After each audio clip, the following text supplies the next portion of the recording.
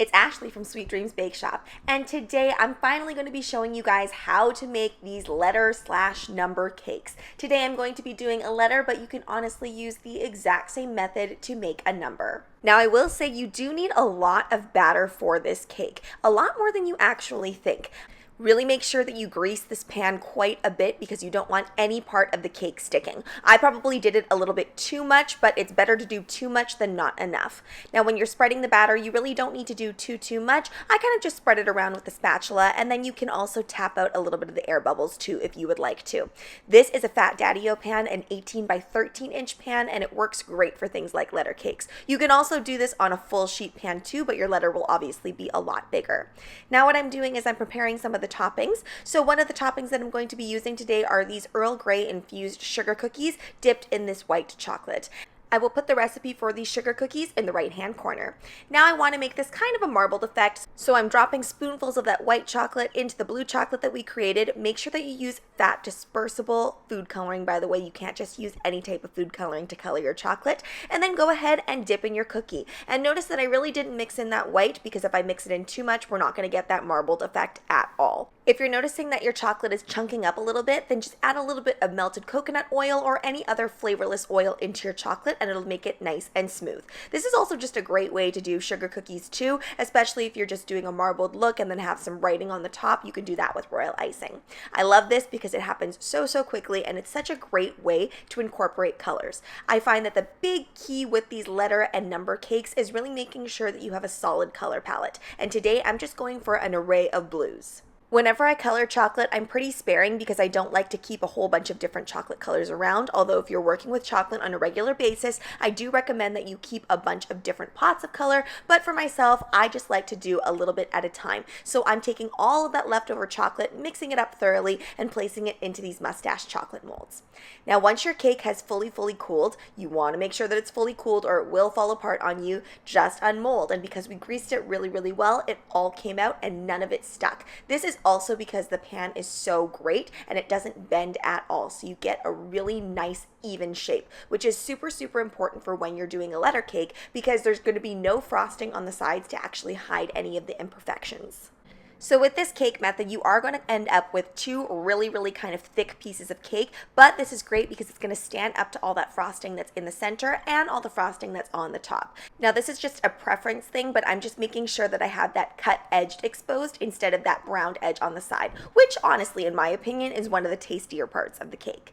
Now I'm not using any letter molds. I didn't use a letter pan. You can invest in a bunch of letter pans and number pans, but realistically, I just feel like it's easier to carve it out myself. You can also print off the stuff too, but again, realistically, the amount of time it would take me to measure everything out perfectly and find the correct letter P that I want, it would take me way too long. So my method is to gently outline, and that way I can kind of see what shape I've created, and if I don't like it, I can gently outline again to create the right shape. And now I'm just cutting out the center, again, using the same method. And I will say digging out the pieces out of this hole here was a little bit tricky, but it's totally fine. The only part that I found tricky was making sure to keep that board nice and clean underneath.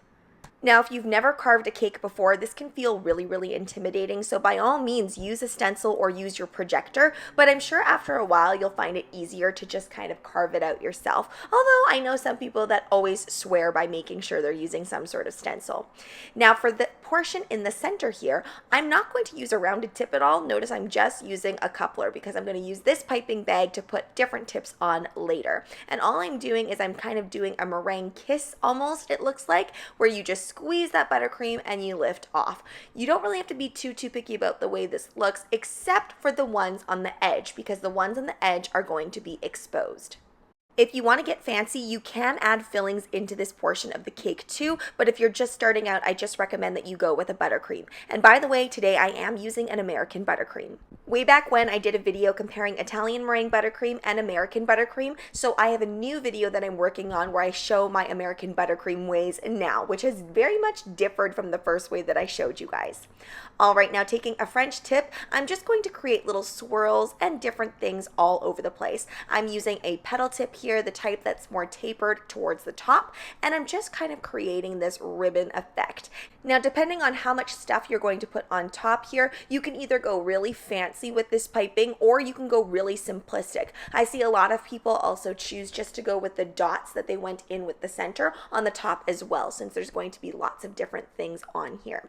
Now I'm using kind of 3 of the same tips just to get this job done. I'm using that petal tip I talked about, the French tip, and of course my classic 1M. And when you're doing the rosette here, you want to start from the center and then work your way around, and then just make sure that you stop squeezing the bag once you want to stop. That was one of the biggest things when I first started piping. I didn't understand that I actually needed to stop squeezing in order for that to stop, because when you're watching somebody pipe, it doesn't really look like they're changing their pressure at all, but a lot of different things are actually going on when people are piping.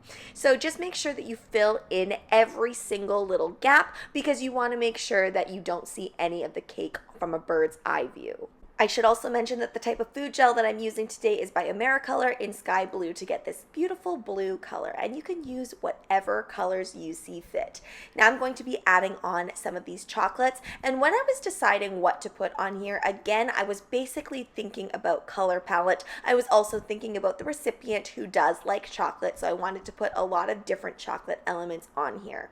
The possibilities are endless for the theming of this cake, though. I love it when people do different themes, like a unicorn cake theme where they put on little horns, whatever you desire. So I'm just placing on my cookies here, and then I have some macarons that I made previously, so I'm putting those on as well. Again, keeping in with that blue theme, and I think that even though these are all different types of blues, it works because you're just doing a lot of varying shades that go together. And then of course we have those mustaches, which I did place in the freezer so that they solidified, and then I took them out. They pop out super easily, and they just add that little bit more of pizzazz. I also have these little wafer cookies as well.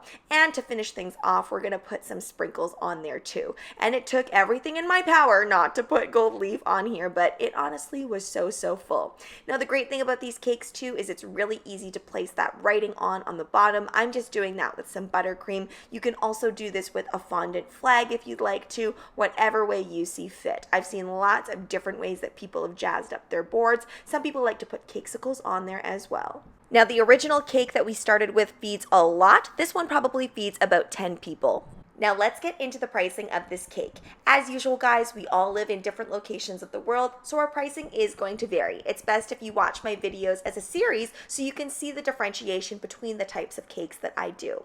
So as you can see here, there is a little bit of a range. The reason that there is a range is because you might have different toppings on top of your cake. You might ask people to provide their own toppings and you can put them on for them, so that pricing is going to change slightly. I came up with this pricing based on the amount of batter that you actually have to use for this cake, the carving, and also all of those piping details, as well as all of the things that I specifically put on my cake. So I hope you guys enjoyed that highly requested video. Thanks so much for watching, guys. Don't forget to like, share, and subscribe so you can be part of the Sweetie fam. Right now, I'm uploading weekly, so make sure you hit that notification bell so you know when I upload. Also, be sure to comment, request, or ask a question. I love hearing from you guys. Bye!